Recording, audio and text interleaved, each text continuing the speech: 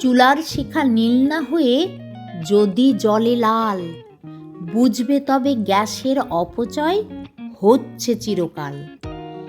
একটু সজাগ থাকলে পরে সাশ্রয়ী হবে তোমার। রান্নাঘরের নিয়ম মেনে করো গ্যাসের ব্যবহার।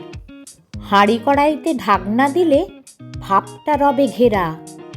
কম সময়েই হবে রান্না, পদ্ধতিটা সেরা।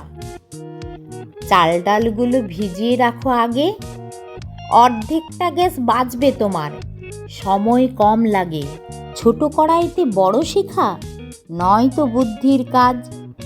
শিখা যেন বাইরে না যায়, সাজিয়ে রাখো রান্নাঘরের সাজ। ফ্রিজ থেকে সব খাবার বের করে আনো স্বাভাবিক তাপে, তবেই না গ্যাস জ্বলবে সঠিক মিতব্যয়ীর মাপে। সব মশলা হাতের কাছে গুছিয়ে রাখো ভাই, অকারণে গ্যাসের চুলা জ্বলে না থেকে যায়।